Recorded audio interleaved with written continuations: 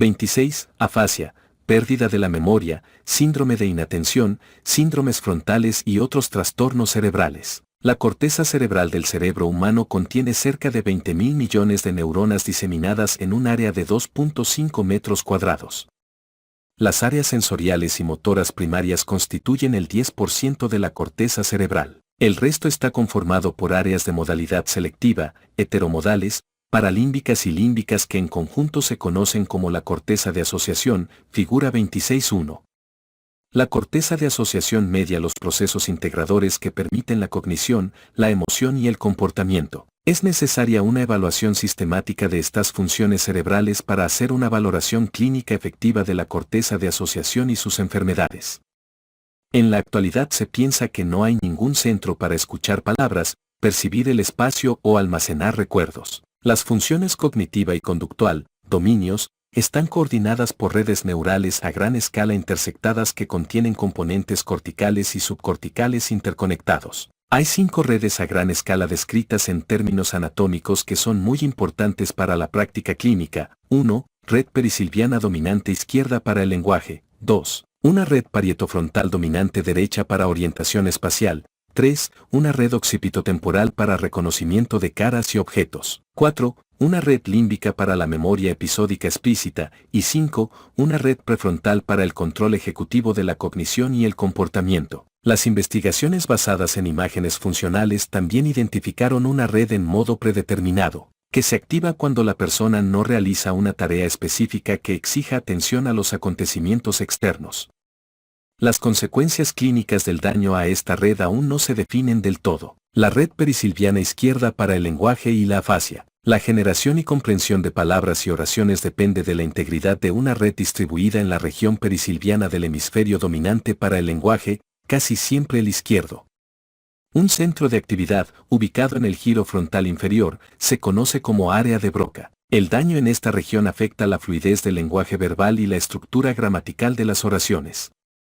La ubicación de un segundo centro, crucial para la comprensión del lenguaje, no está tan bien establecida. Los relatos de pacientes con lesiones cerebrovasculares focales permitieron identificar el área de Wernicke, situada en la unión parietotemporal, como el centro determinante para la comprensión de palabras y oraciones. Las apoplejías aterotrombóticos o embólicas que afectan a esta área interfieren en la capacidad de comprender el lenguaje hablado o escrito y en la capacidad de expresar pensamientos mediante palabras y afirmaciones comprensibles. Sin embargo, las investigaciones de pacientes con el síndrome neurodegenerativo de afasia primaria progresiva muestran que la comprensión de oraciones es una facultad ampliamente distribuida compartida conjuntamente por las áreas de Broca y de Wernicke, y que las áreas determinantes para la comprensión de palabras tienen una relación más cercana con el lóbulo temporal anterior, más que con el área de Wernicke.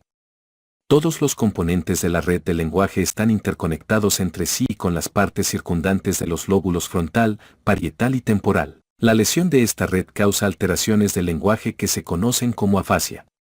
La afasia debe diagnosticarse solo cuando hay deficiencias en los aspectos formales del lenguaje, como encontrar las palabras, elegir palabras, la comprensión, el deletreo o la gramática. La disartria, apraxia del habla y el mutismo no conducen al diagnóstico de afasia. En cerca del 90% de las personas con dominio de la mano derecha y 60% de aquellos con dominio de la izquierda, la afasia se observa solo después de lesiones en el hemisferio izquierdo. Exploración clínica. En la exploración clínica del lenguaje debe valorarse la capacidad de nominar, su habla espontánea, comprensión, repetición, lectura y escritura.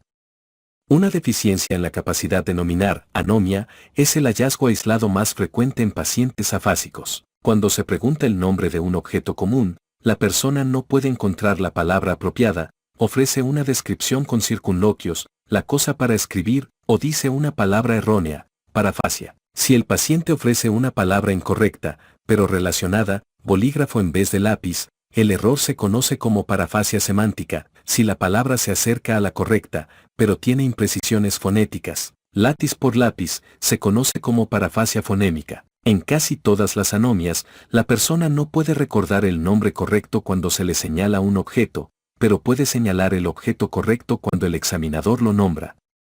Esto se conoce como deficiencia unidireccional del reconocimiento de nombres, o basada en el recuerdo. La deficiencia bidireccional del reconocimiento de nombres es cuando el paciente no puede mencionar ni reconocer el nombre correcto. El habla espontánea se describe como fluida si mantiene un volumen de generación, longitud de frases y melodía adecuados, o como no fluida si es escasa y vacilante, y la longitud promedio de las expresiones es menor de 4 palabras. El examinador también debe observar la integridad de la gramática, manifestada por el orden de las palabras, sintaxis, tiempos, sufijos, prefijos, plurales y pronombres posesivos.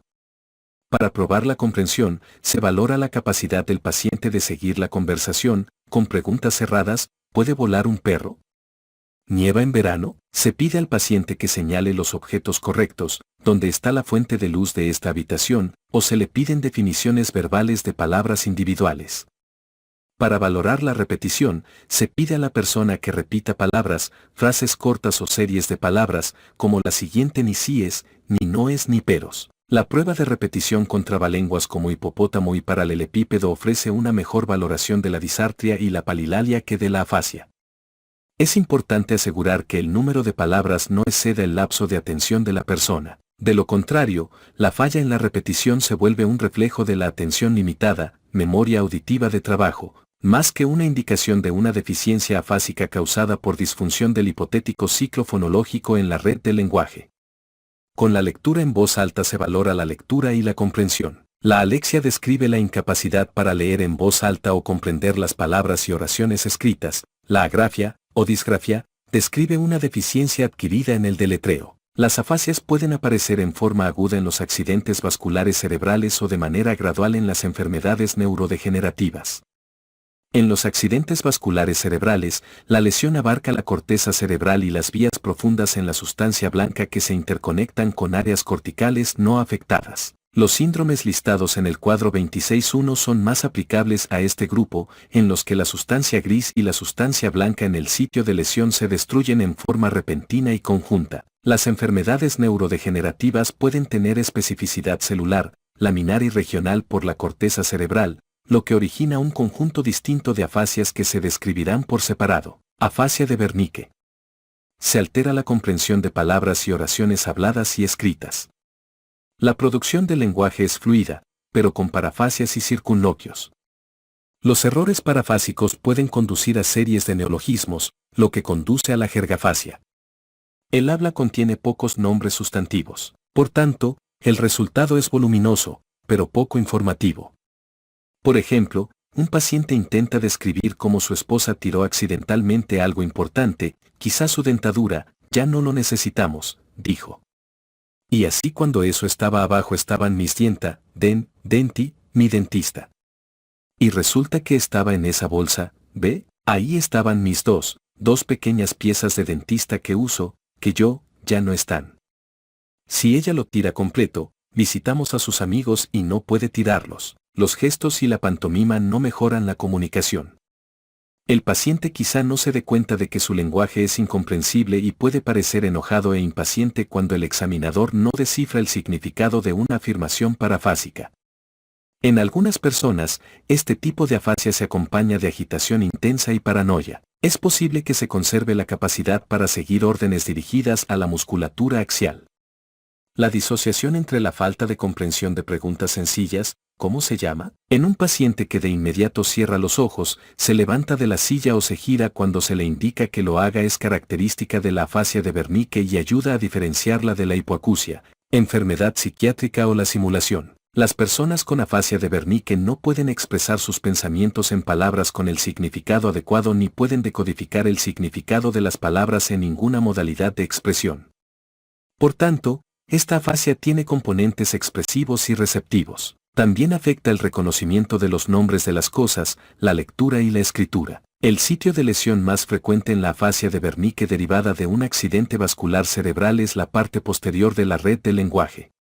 La causa habitual es un émbolo en la división inferior de la arteria cerebral media, en particular en las ramas temporal posterior o angular, capítulo 419. La hemorragia intracerebral, traumatismo cráneoencefálico y neoplasia son otras causas de la afasia de Wernicke.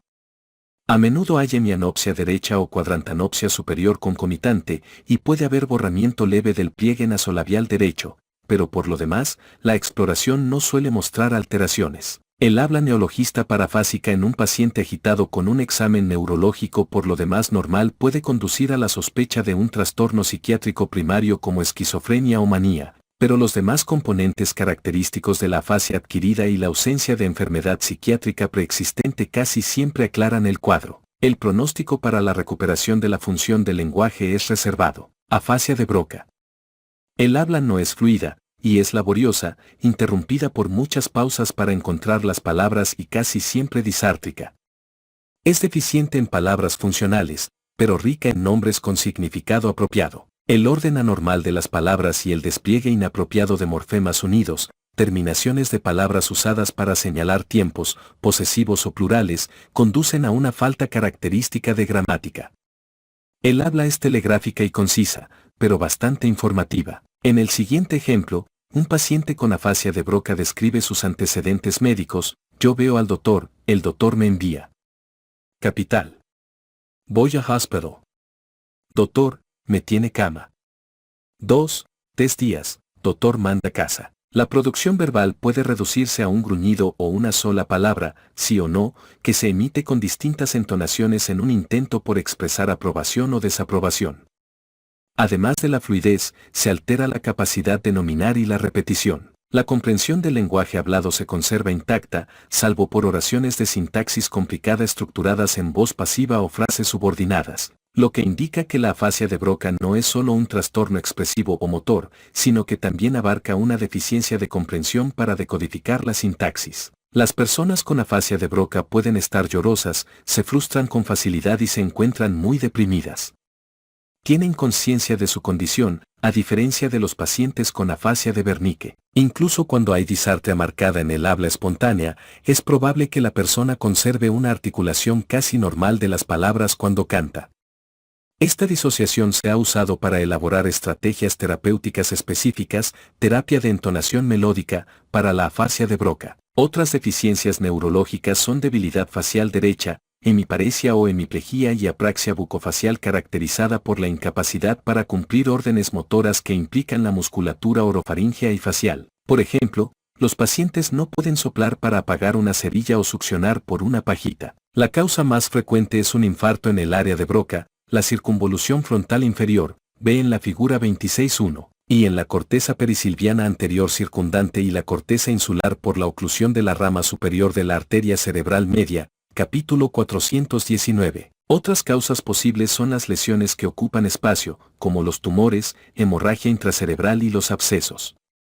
Cuando la causa de la afasia de Broca es una apoplejía, la recuperación de la función del lenguaje suele alcanzar su máximo nivel en 2 a 6 meses, después de lo cual hay poco progreso adicional. La terapia del habla es más exitosa que en la afasia de Wernicke. Afasia de conducción. La producción del habla es fluida, pero contiene muchas parafasias fonémicas, la comprensión del lenguaje hablado permanece intacta y la repetición está muy alterada. Al nominar se producen parafasias fonémicas y no hay un deletreo correcto. La lectura en voz alta también se altera, pero la comprensión de la lectura se conserva. La lesión causal, casi siempre un accidente vascular cerebral en la región temporoparietal o perisilviana dorsal, interfiere en la función del ciclo fonológico que conecta el área de Broca con el área de Wernicke. En ocasiones, una afasia de Wernicke transitoria se resuelve rápido en una afasia de conducción. La producción parafásica en la afasia de conducción interfiere en la capacidad para expresar un significado, pero esta deficiencia está muy lejos de ser tan grave como la de personas con afasia de Wernicke. Los signos neurológicos que acompañan a la afasia de conducción varían con el sitio de la lesión primaria. Afasias transcorticales, fluidas y no fluidas. Las manifestaciones clínicas de la afasia transcortical fluida, posterior, son similares a las de la afasia de Wernicke, pero la repetición permanece intacta. El sitio de lesión desconecta el centro intacto de la red del lenguaje de otras áreas de asociación temporoparietal. Los hallazgos neurológicos relacionados pueden incluir hemianopsia.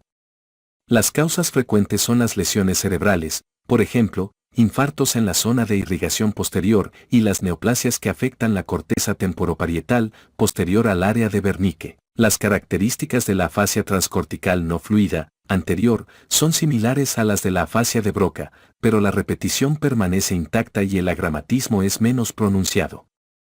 Por lo demás, el examen neurológico puede ser normal, aunque quizá también haya hemiparesia derecha. El sitio de lesión desconecta la red de lenguaje intacta de las áreas prefrontales del cerebro y casi siempre afecta la zona de irrigación anterior compartida entre los territorios de la arteria cerebral anterior y la media, o la corteza motora suplementaria en el territorio de la arteria cerebral anterior.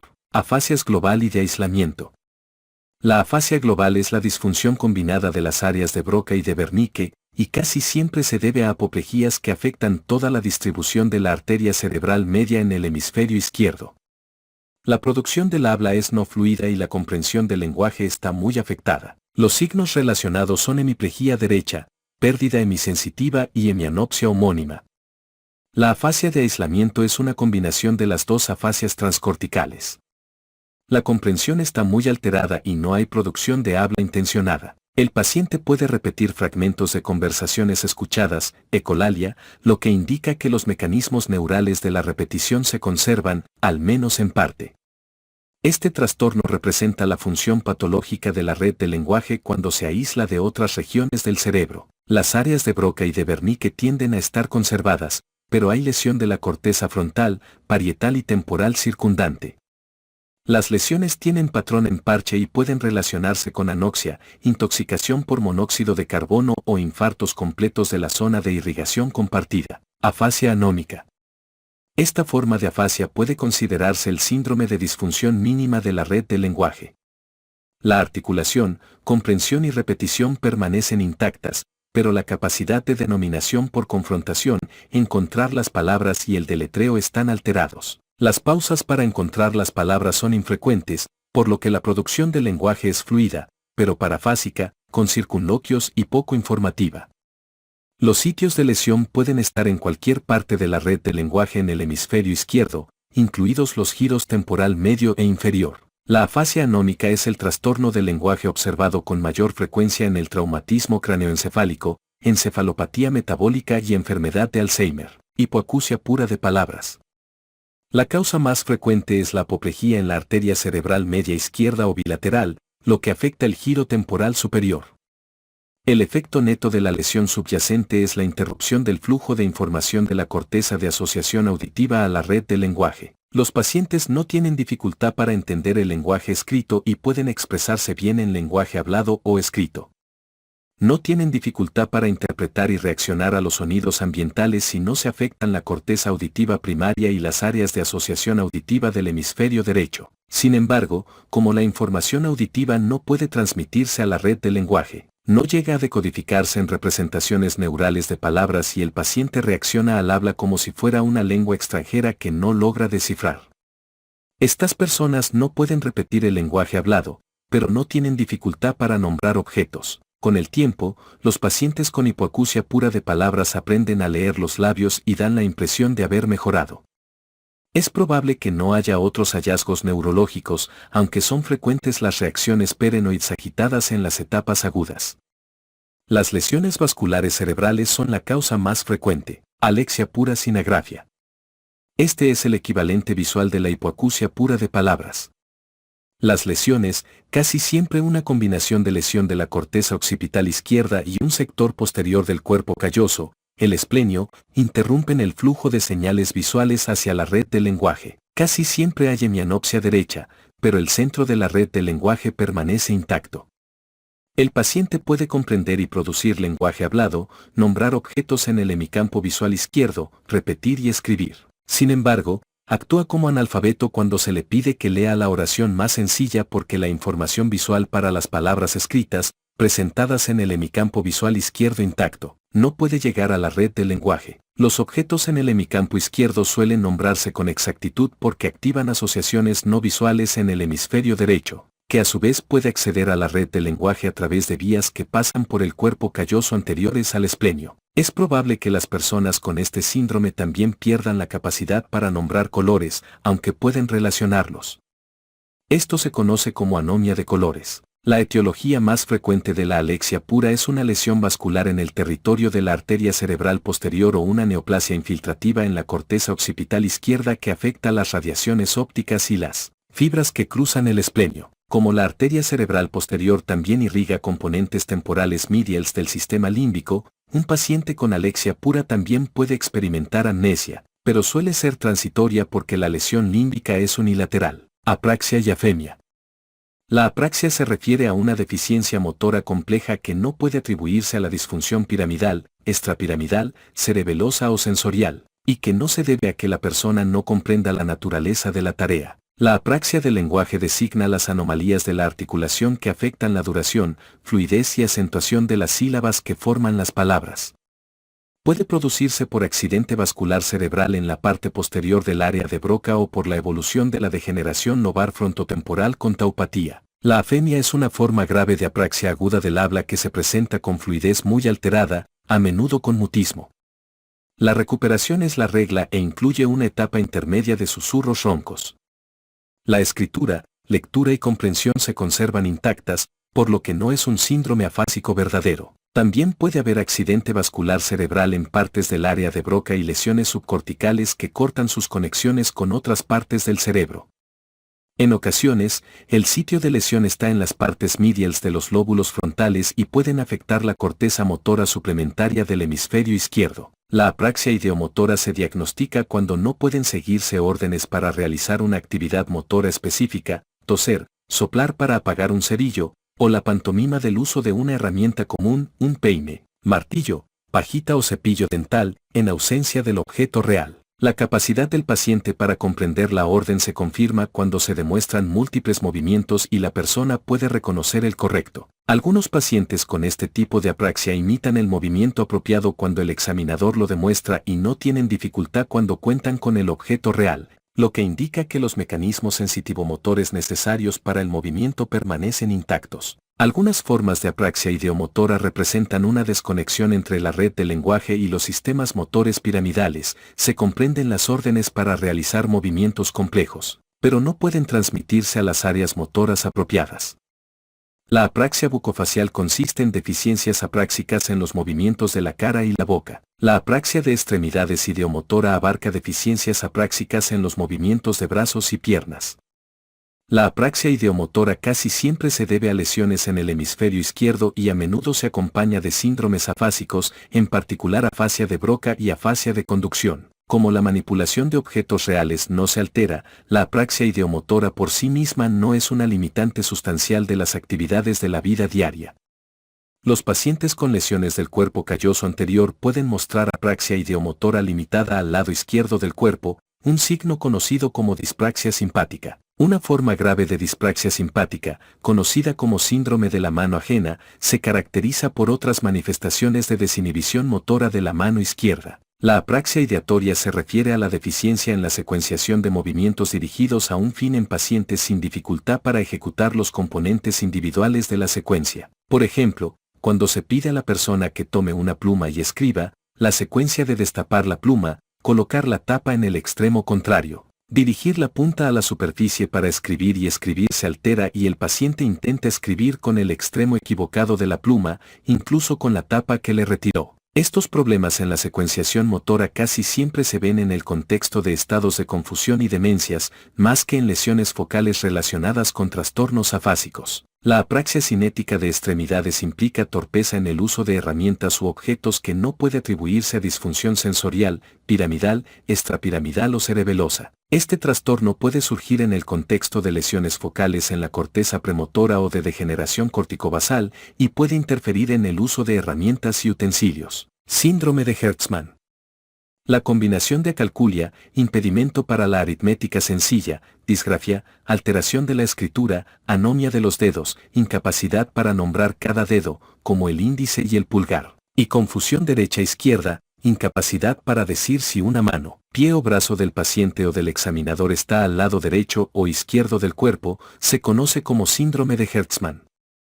Para hacer este diagnóstico es importante establecer que las deficiencias para nombrar dedos o los lados derecho e izquierdo no son parte de una anomia más generalizada y que, por lo demás, no hay afasia. Cuando el síndrome de Hertzmann aparece en forma aguda y aislada, a menudo se relaciona con lesión del lóbulo parietal inferior, en particular el giro angular del hemisferio izquierdo, pragmática y prosodia. La pragmática se refiere a aspectos del lenguaje que comunican actitud, afecto y los aspectos figurativos del lenguaje, más que los literales, por ejemplo, verde de envidia no se refiere al color real de una persona. Un componente de la pragmática, la prosodia, se refiere a las variaciones en el tono melódico y entonación que influyen en la actitud y la inferencia de los mensajes verbales. Por ejemplo, las dos declaraciones "él es inteligente" y "él es inteligente" contienen las mismas palabras, pero transmiten mensajes muy distintos por las diferencias en la entonación con las que se expresan las afirmaciones.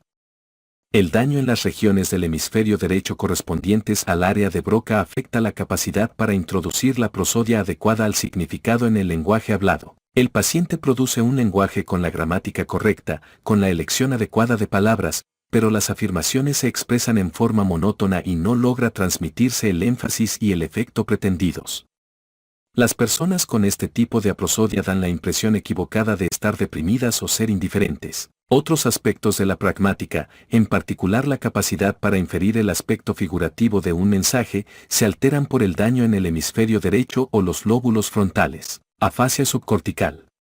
La lesión de los componentes subcorticales de la red del lenguaje, por ejemplo, el estriado y el tálamo del hemisferio izquierdo, también puede causar afasia. Los síndromes resultantes contienen combinaciones de deficiencias en los diversos aspectos del lenguaje, pero rara vez se ajustan a los patrones descritos en el cuadro 26.1. En un paciente con un accidente vascular cerebral, la afasia anómica acompañada de disartria o una afasia fluida con hemiparesia deben generar la sospecha de un sitio de lesión subcortical. Cuadro clínico y diagnóstico de la afasia primaria progresiva.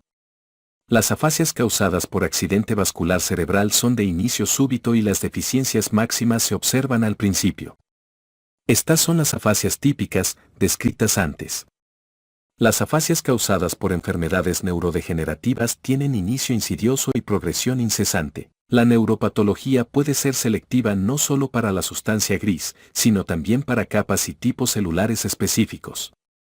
Por tanto, los patrones anatómicos clínicos son diferentes de los descritos en el cuadro 26.1. Varios síndromes neurodegenerativos, como las demencias de Alzheimer típica, amnésica, capítulo 423, y la frontotemporal, conductual, capítulo 424, también pueden incluir alteraciones del lenguaje conforme la enfermedad progresa. En estos casos, la afasia es un componente adicional del síndrome general. El diagnóstico de la afasia primaria progresiva solo se justifica si el trastorno del lenguaje, o sea, la afasia, surge de forma aislada, se convierte en la preocupación principal que lleva al paciente a buscar atención médica y se mantiene como la deficiencia principal durante 1 o 2 años. La afasia primaria progresiva puede deberse a la patología de degeneración lobar frontotemporal o de la enfermedad de Alzheimer. En casos raros, un síndrome idéntico se debe a la enfermedad de Creutzfeldt-Jakob, pero con una progresión más rápida. Capítulo 430. Lenguaje en la afasia primaria progresiva. Las alteraciones del lenguaje en la afasia primaria progresiva tienen patrones un poco distintos a los observados en las afasias causadas por accidente vascular cerebral. Por ejemplo, casi nunca se observa el síndrome completo de la afasia de Wernicke en la afasia primaria progresiva, lo que confirma la idea de que la comprensión de oraciones y la de palabras están controladas en regiones distintas de la red del lenguaje. Se reconocen 3 subtipos principales de afasia primaria progresiva. Afasia primaria progresiva agramática. La variante agramática se caracteriza por escasa fluidez y gramática alterada, pero con comprensión intacta de las palabras. Se parece mucho a la afasia de Broca o a la afasia transcortical anterior, pero por lo general carece de hemiparesia derecha o disartria, y puede incluir alteraciones más profundas de la gramática. Los sitios principales de pérdida neuronal, atrofia de sustancia gris, son el giro frontal inferior izquierdo, donde se localiza el área de Broca. La neuropatología casi siempre es una degeneración lobar frontotemporal con taupatía, aunque puede ser una forma atípica de patología de enfermedad de Alzheimer. Afasia primaria progresiva semántica.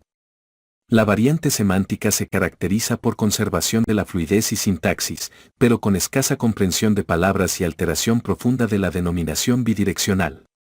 Este tipo de afasia no se observa en los accidentes vasculares cerebrales. Difiere de la afasia de Wernicke y de la afasia transcortical posterior porque el habla suele ser informativa y la repetición permanece intacta. Hay una conservación relativa de la comprensión de oraciones, si el significado no depende mucho de las palabras que no se comprenden, lo que permite al paciente conjeturar la esencia de la conversación mediante indicios contextuales. Estas personas dan la apariencia de no tener daño durante una pequeña charla casual, pero se desconciertan cuando encuentran una palabra indescifrable, como calabaza o paraguas. Los sitios de atrofia máxima se localizan en el lóbulo temporal anterior izquierdo, lo que indica que esta parte del cerebro tiene una importancia crucial en la comprensión de palabras, sobre todo las que denotan objetos concretos. Esta es una parte del cerebro que no se incluye en la red de lenguaje típica, quizá porque no es un sitio común de accidentes vasculares cerebrales focales.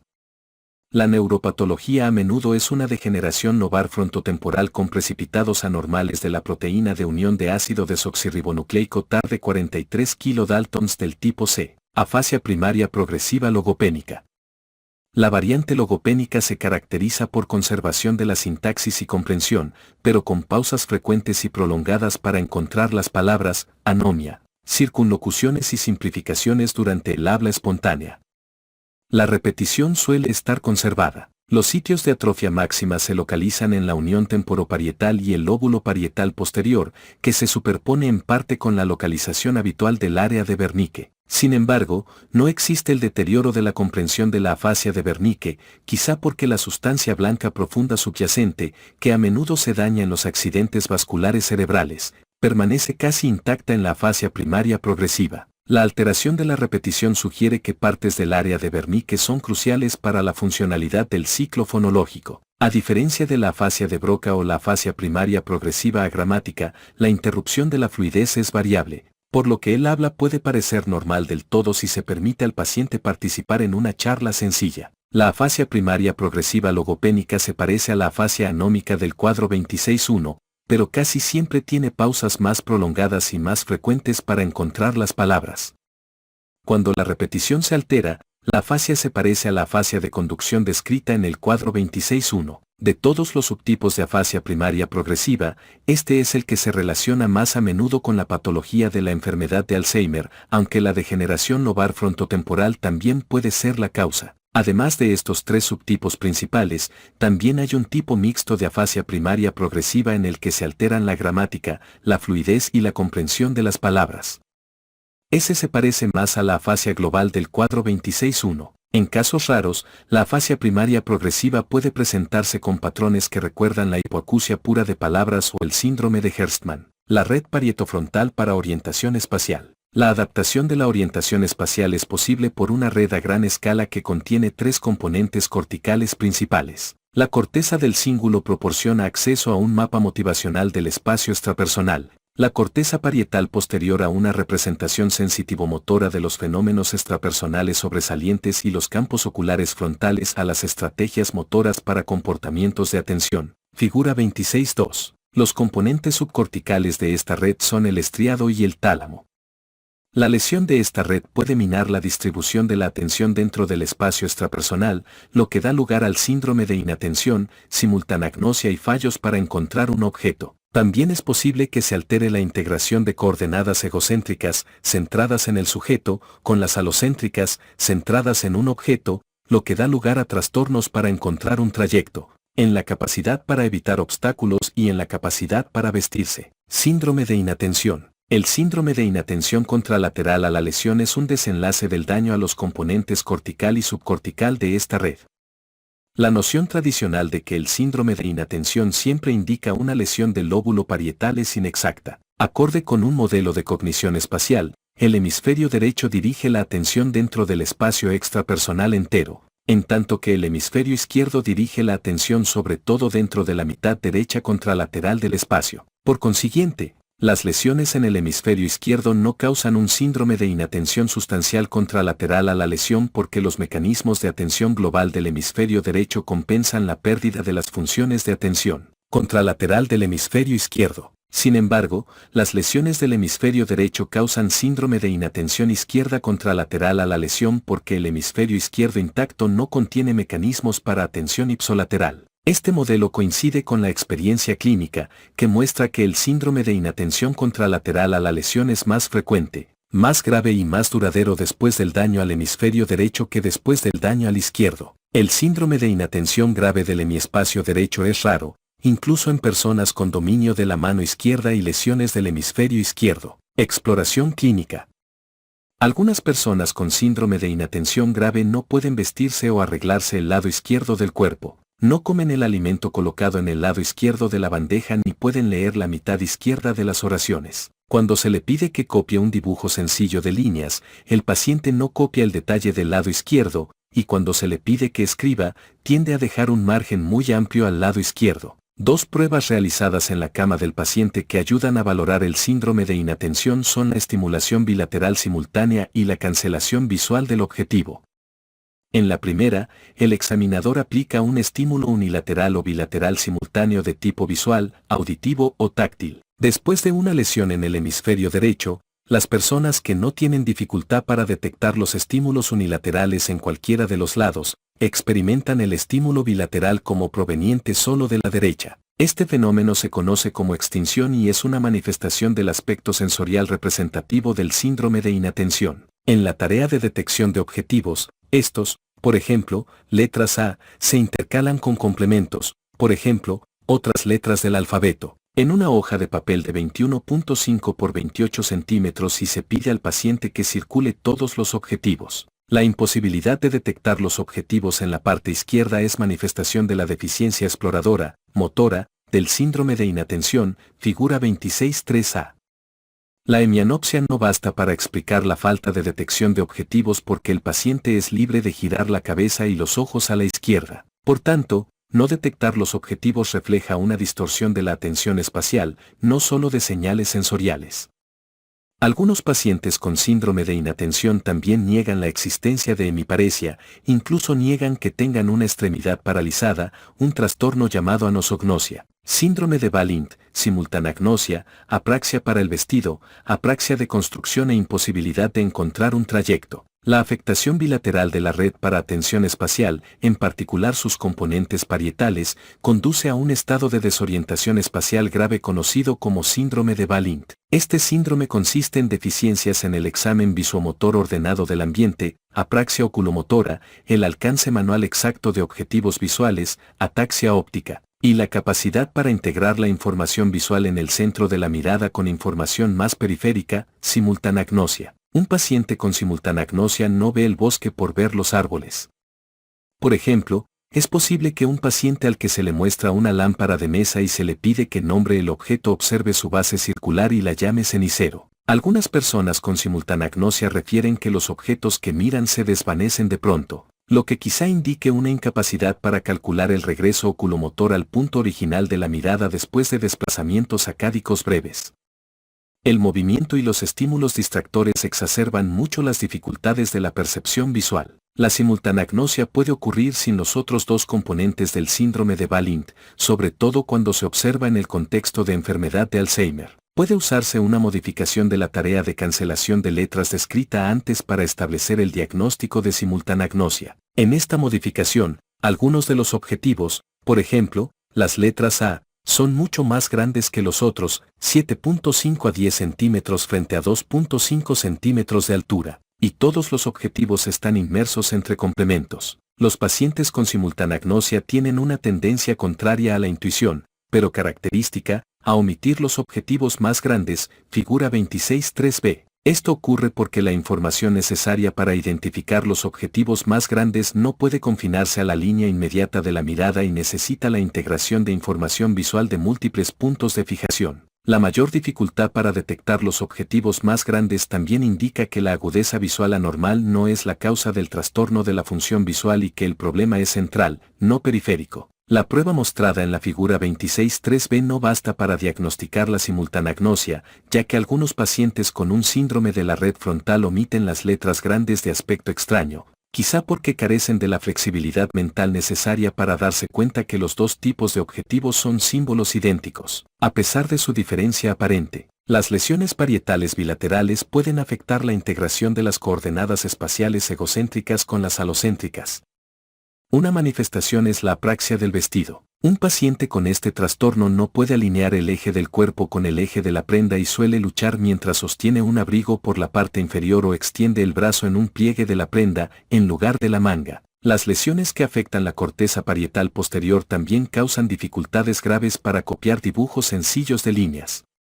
A esto se le conoce como apraxia de construcción y es mucho más grave si la lesión está en el hemisferio derecho. En algunos pacientes con lesiones en el hemisferio derecho, las dificultades para el dibujo se limitan al lado izquierdo de la figura y representan una manifestación del síndrome de inatención. En otros hay una deficiencia más universal para reproducir los contornos y la perspectiva tridimensional. La imposibilidad de encontrar un trayecto puede incluirse en este grupo de trastornos que reflejan una incapacidad para orientarse respecto de los objetos y referencias externos. Causas de desorientación espacial y el síndrome de atrofia cortical posterior. Las lesiones vasculares cerebrales y las neoplasias en el hemisferio derecho son causas frecuentes de síndrome de inatención. Según el sitio de lesión, un paciente con dicho trastorno también puede tener hemiparesia, hemihipoestesia y hemianopsia del lado izquierdo, pero estos hallazgos son variables. La mayoría de estos enfermos tiene una mejoría considerable del síndrome de inatención, casi siempre en las primeras semanas. Es más probable que el síndrome de Balint, la apraxia del vestido y la imposibilidad de encontrar un trayecto se deban a lesiones parietales dorsales bilaterales. Las situaciones en las que suele observarse inicio agudo son infarto en la zona conjunta de irrigación de las arterias cerebrales media y posterior, hipoglucemia y trombosis del seno sagital. Una forma progresiva de desorientación espacial, conocida como síndrome de atrofia cortical posterior, por lo general representa una variante de enfermedad de Alzheimer con concentraciones inusuales de degeneración neurofibrilar en la corteza parieto-occipital y el colículo superior, figura 26.4. Otras causas posibles son la enfermedad con cuerpos de Lewy, enfermedad de Creutzfeldt-Jakob y degeneración novar frontotemporal, tipo degeneración corticobasal. El paciente presenta síndrome de inatención progresiva, síndrome de Balint e imposibilidad de encontrar trayectos, casi siempre acompañados de apraxia de vestido y de construcción. Red occipitotemporal para reconocimiento facial y de objetos. Un paciente con prosopagnosia no puede reconocer caras familiares, a veces incluso el reflejo de su propia cara en el espejo.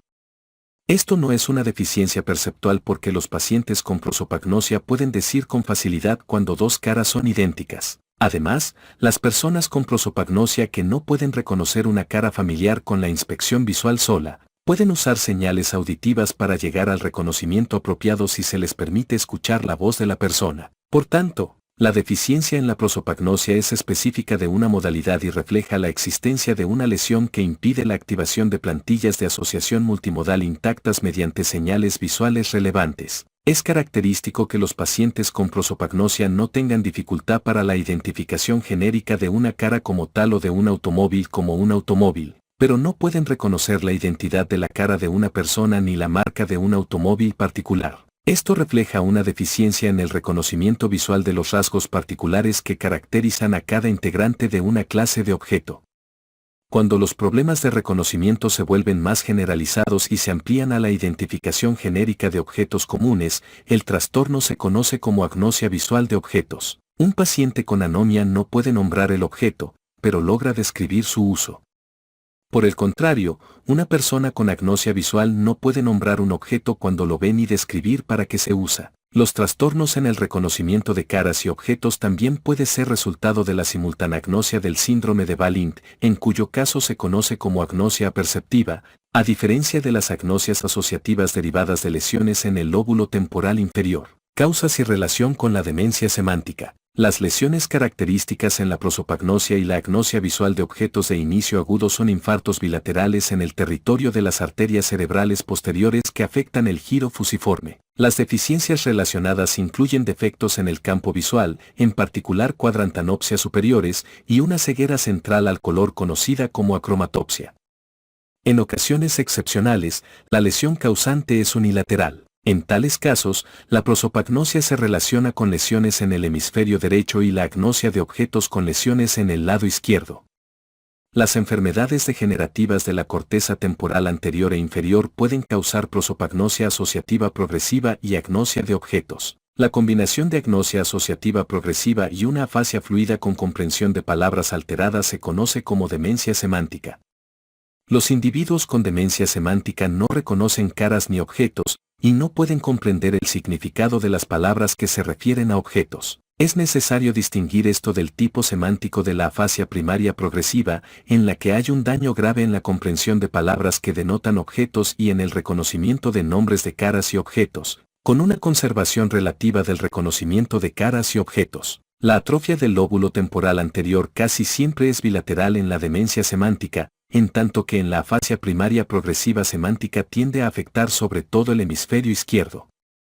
El inicio agudo del síndrome de demencia semántica puede vincularse con encefalitis por herpes simple, red límbica para la memoria explícita y amnesia, las áreas límbica y paralímbica, como hipocampo, amígdala y corteza entorrinal, los núcleos anterior y medial del tálamo, las partes medial y basal del estriado, y el hipotálamo constituyen en conjunto una red distribuida conocida como sistema límbico. Las afiliaciones conductuales de esta red incluyen la coordinación de emociones, motivación, tono autonómico y función endocrina. Otra área de especialización para la red límbica y la que tiene mayor relevancia para la práctica clínica es la de memoria declarativa, explícita, para episodios y experiencias recientes. Un trastorno en esta función se conoce como estado amnésico. En ausencia de deficiencias en la motivación, atención, lenguaje o función visoespacial, el diagnóstico clínico de un estado amnésico global persistente siempre se relaciona con daño bilateral en la red límbica, casi siempre dentro del complejo hipocampoentorrinal o el tálamo. La lesión de la red límbica no siempre destruye recuerdos, pero interfiere en su recuperación consciente en forma coherente.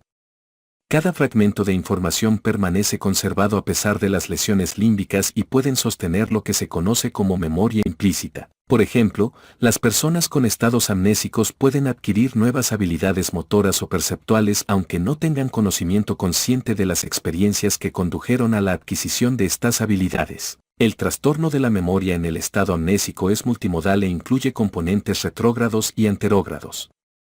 La amnesia retrógrada implica la incapacidad para recordar experiencias ocurridas antes del inicio del estado amnésico. Los fenómenos recientes son más vulnerables a la amnesia retrógrada que los episodios más remotos y con mayor consolidación. Es casi seguro que un paciente que llega al servicio de urgencias y dice que no puede recordar su identidad, pero que puede recordar los eventos del día anterior no tenga una causa neurológica para el trastorno de la memoria. El segundo y más importante componente del estado amnésico es la amnesia anterógrada, que es la incapacidad para almacenar, conservar y recordar nuevo conocimiento. Los pacientes con estados amnésicos no pueden recordar que comieron unas cuantas horas antes o los detalles de un evento importante que hayan experimentado en el pasado reciente. En las etapas agudas también puede haber tendencia a llenar los huecos en la memoria con información inexacta, fabricada y a menudo inverosímil. Esto se conoce como confabulación.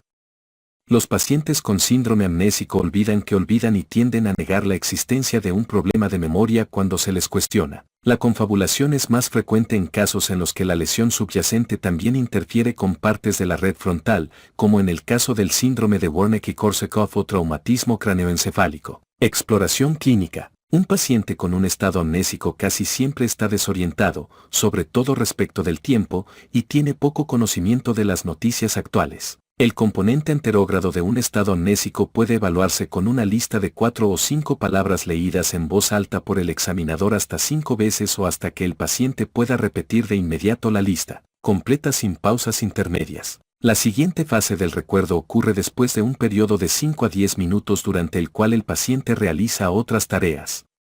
Los pacientes amnésicos fallan en esta fase de la tarea, incluso pueden olvidar que recibieron una lista de palabras para recordar. El reconocimiento exacto de las palabras por opción múltiple en un paciente que no puede recordarlas indica un trastorno menos grave de la memoria que afecta sobre todo la etapa de recuperación de la memoria.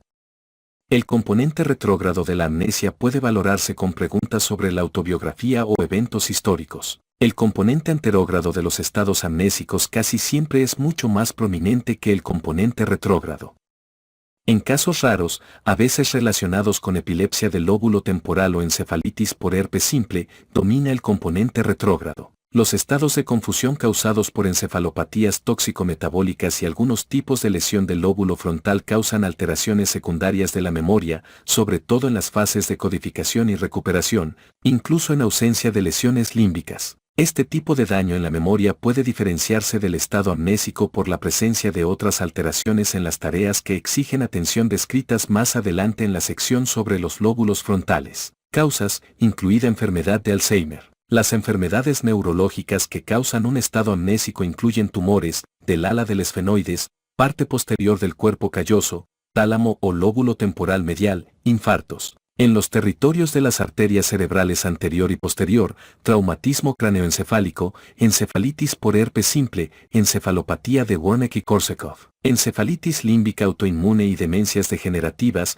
como enfermedad de Alzheimer y enfermedad de Pick. El denominador común de todas estas enfermedades es la presencia de lesiones bilaterales en uno o más componentes de la red límbica. En ocasiones, las lesiones unilaterales izquierdas del hipocampo pueden generar un estado amnésico, pero los trastornos de la memoria tienden a ser transitorios. Según la naturaleza y distribución de la enfermedad neurológica subyacente, también es posible que haya deficiencias del campo visual, limitaciones del movimiento ocular o hallazgos cerebelosos. La causa más frecuente de daño progresivo a la memoria en los ancianos es la enfermedad de Alzheimer. Esta es la razón por la que una demencia de predominio amnésico también se conoce como demencia de tipo Alzheimer. Una etapa prodrómica de la demencia de tipo Alzheimer, en la que se conservan las actividades de la vida diaria, se conoce como daño cognitivo leve amnésico. El predominio de degeneración neurofibrilar temprano en la corteza entorrinal y el hipocampo con rasgos patológicos típicos de enfermedad de Alzheimer es la causa de la alteración al principio selectiva de la memoria episódica. Con el tiempo, se desarrollan alteraciones también en el lenguaje, atención y habilidades visoespaciales, conforme la degeneración neurofibrilar se extiende a otras áreas neocorticales. Una causa menos frecuente de las demencias amnésicas es la degeneración lobar frontotemporal. La amnesia global transitoria es un síndrome distintivo que suele observarse en la edad madura tardía. Los pacientes desarrollan desorientación aguda y preguntan en repetidas ocasiones quiénes son, dónde están y qué están haciendo. El episodio se caracteriza por amnesia anterógrada, incapacidad para retener nueva información y amnesia retrógrada para eventos relativamente recientes que ocurrieron antes del inicio. Por lo general, el síndrome se resuelve en 24 a 48 horas y va seguido de la recuperación del periodo afectado por la amnesia retrógrada, aunque hay pérdida persistente de la memoria para los eventos ocurridos durante el ataque. Se observan recurrencias en cerca del 20% de los pacientes. Las causas postuladas de la amnesia global transitoria son migraña, convulsiones del lóbulo temporal y anomalías en la perfusión. A veces, la ausencia de hallazgos neurológicos relacionados puede conducir al diagnóstico incorrecto de un trastorno psiquiátrico. Red prefrontal para la función ejecutiva y el comportamiento. Los lóbulos frontales pueden subdividirse en componentes motor-premotor, prefrontal dorsolateral, prefrontal medial y orbitofrontal.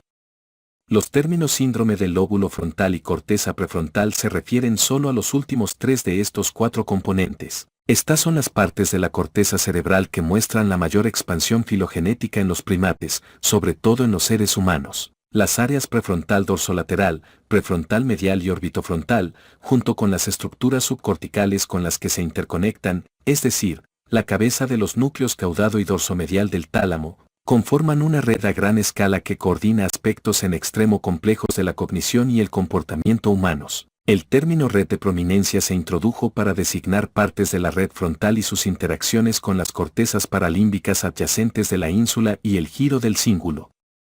Las alteraciones en la conducta social y la empatía que se observan en las demencias frontales neurodegenerativas se atribuyen a la patología en la red de prominencia. La red prefrontal tiene una función muy importante en los comportamientos que exigen tareas múltiples y la integración del pensamiento con la emoción.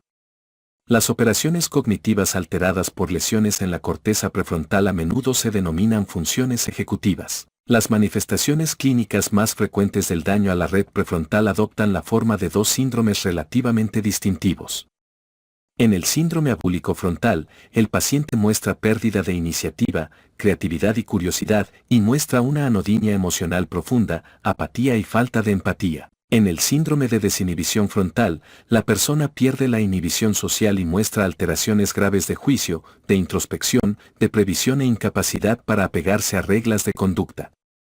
La disociación entre la función intelectual intacta y la falta total de sentido común, incluso rudimentario, es impresionante. A pesar de la conservación de todas las funciones de memoria esenciales, el paciente no puede aprender de su experiencia y continúa los comportamientos inapropiados sin que parezca sentir dolor emocional, culpa ni remordimiento cuando esos comportamientos llevan de manera reiterada a consecuencias desastrosas. La deficiencia puede surgir solo en situaciones de la vida real cuando el comportamiento está bajo un control externo mínimo y quizá no sea evidente en el ambiente estructurado del consultorio médico. Tampoco se obtiene mucha información si para valorar el juicio se pregunta a la persona qué haría si detectara un incendio en un teatro o encontrara tirado un sobre con destinatario y estampilla, ya que los pacientes que responden de manera sensata en el consultorio pueden actuar de manera irreflexiva en situaciones reales. Por tanto, el médico debe estar preparado para establecer un diagnóstico de enfermedad del lóbulo frontal con base solo en la información histórica, incluso cuando el estado mental se encuentra intacto durante el examen en el consultorio. Exploración clínica. El surgimiento de reflejos primitivos del desarrollo, también llamados signos de liberación frontal, como la prensión, inducido con el frotamiento de la palma, y la succión, provocado al frotar los labios. Se observan sobre todo en personas con lesiones estructurales grandes que se extienden hasta los componentes premotores de los lóbulos frontales o en presencia de encefalopatías metabólicas.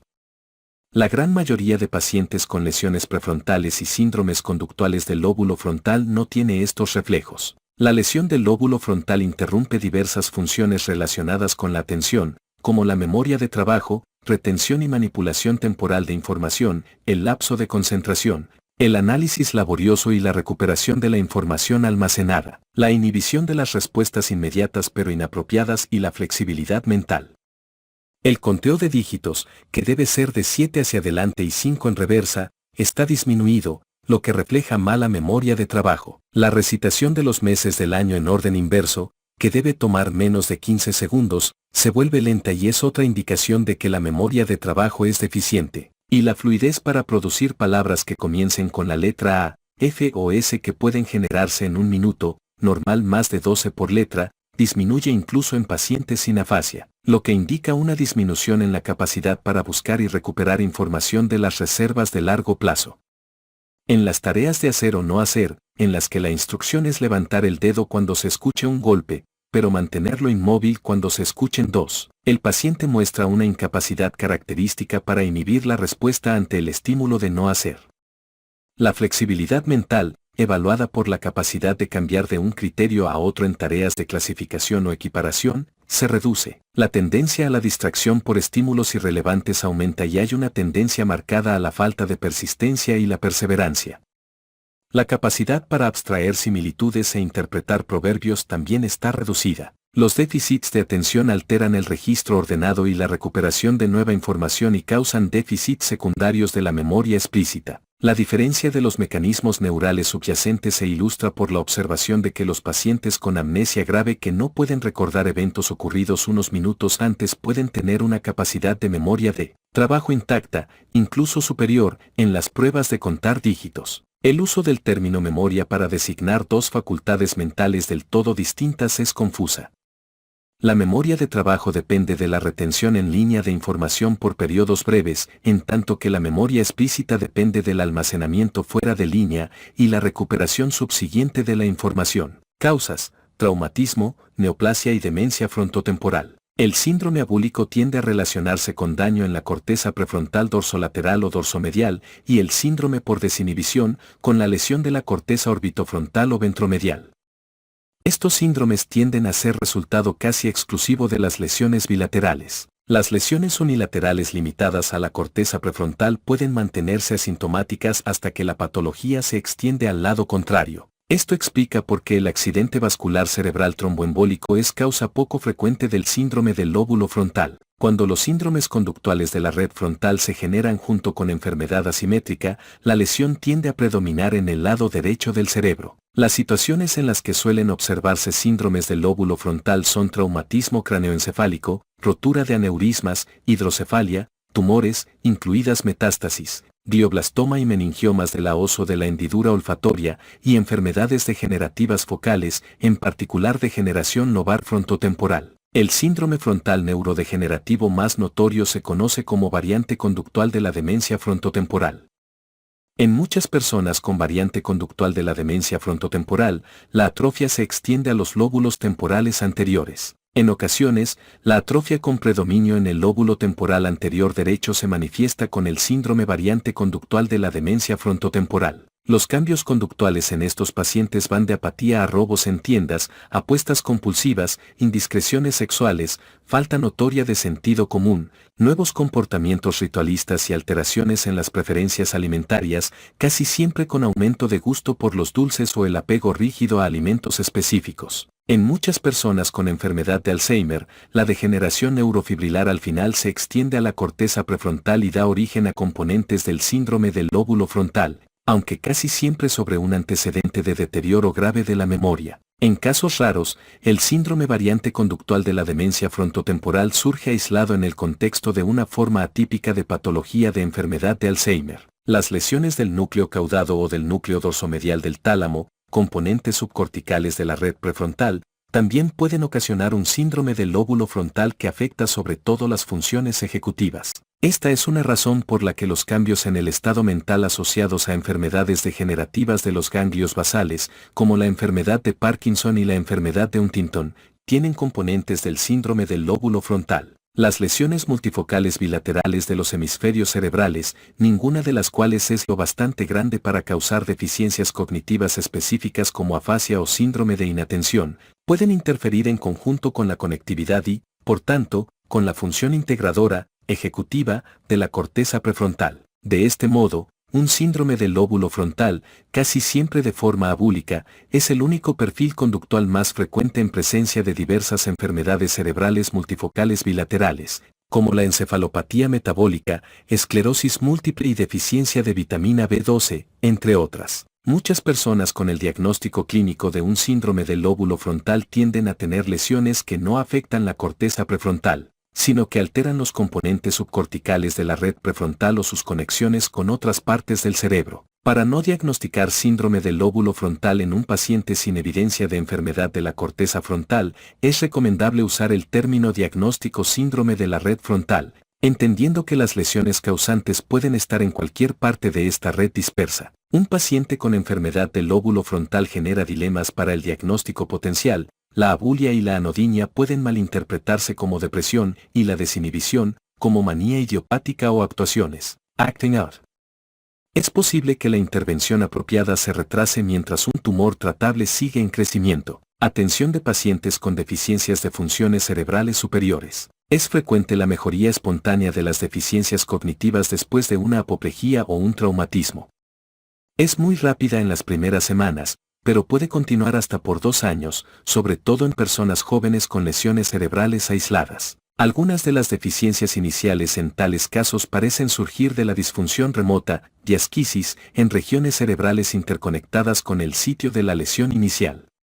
La mejoría en estas personas refleja, al menos en parte, la normalización de la disfunción remota. Otros mecanismos son la reorganización funcional de las neuronas sobrevivientes adyacentes a la lesión o el uso compensatorio de estructuras homólogas, como el giro temporal superior derecho con recuperación en la afasia de Wernicke. Por el contrario, las enfermedades neurodegenerativas conducen a la progresión del daño, aunque a una velocidad muy variable de una persona a otra. Intervenciones farmacológicas y no farmacológicas.